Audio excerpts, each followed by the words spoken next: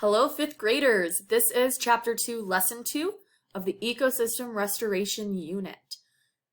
We already did Activity 1. Remember, we are skipping Activity 2, so we're going to go ahead and get started with Activity 3.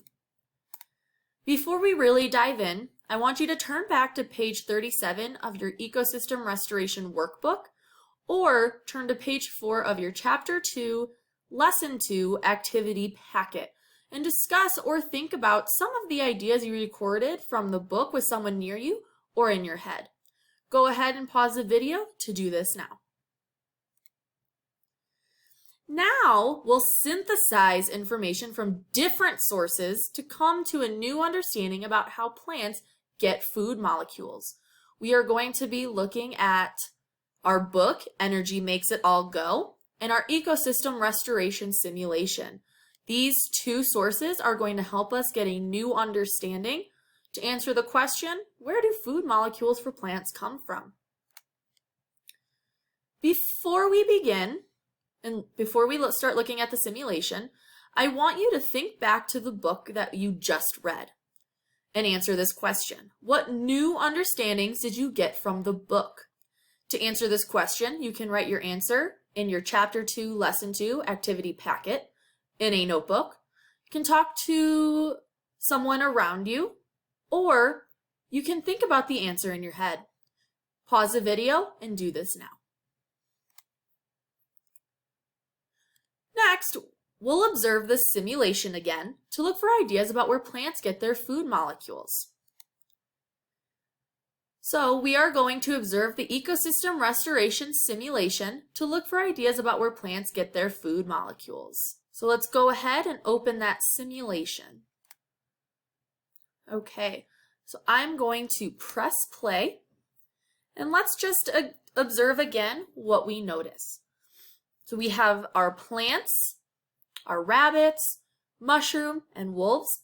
Remember, the gray diamonds are carbon dioxide that's in the air. Our sun is giving us energy. Our soil, we have our nutrients and water. So I'm going to go ahead and see what happens if I take away the sun. So now let's observe. So I am noticing it did not take very long for the plants to start to wither.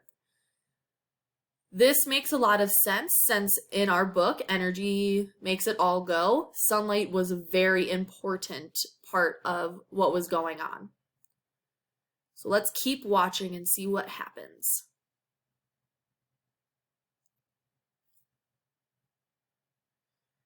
So I'm noticing that the rabbits are starting to wither and die out.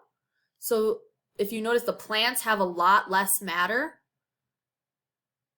Mushrooms have a lot more matter because remember, those are decomposers. So now the plants are gone. Let's see what happens. The rabbits are starting to die a little bit more rapidly. And because of this, I'm going to assume that the wolves are going to start dying as well. So I'm going to go ahead and add the plants back and the sunlight back.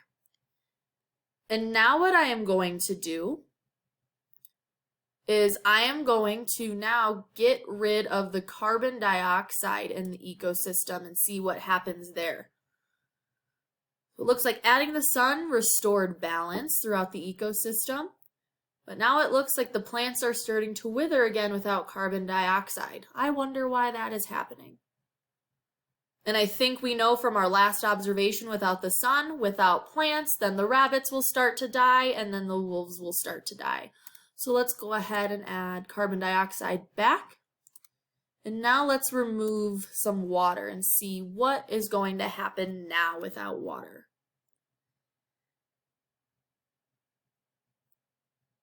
Okay, it looks like the plants and the rabbits are starting to wither. The plants are totally gone now. There's a lot of matter with our mushrooms or our decomposers, because remember, they get energy from droppings or dead organisms. So now the rabbits are gone, and it looks like the wolves are starting to die out. So let's go ahead and add back the water, back the rabbits, and the plants.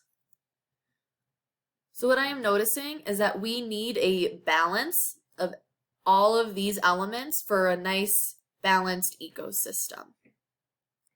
So let's go ahead and pause the sim and move back to our presentation. So now that we have read the book and re-looked at our simulation, the next question you are going to answer is, what information or new ideas did you get from the sim that help you understand how plants get food molecules? To answer this question, you can write your answer in your Chapter 2, Lesson 2 activity packet in a notebook. You can talk about the answer with someone near you, or you can think about your answer in your head.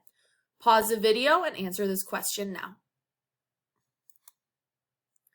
My next question is, if you put all your ideas together from the simulation and from the book, what new understanding do we come to about where food molecules for plants come from? To answer this question, you can write the answer in your Chapter 2, Lesson 2 activity packet. You can talk about the answer with someone near you, or you can think about your answer in your head. Go ahead, pause the video, and answer this question.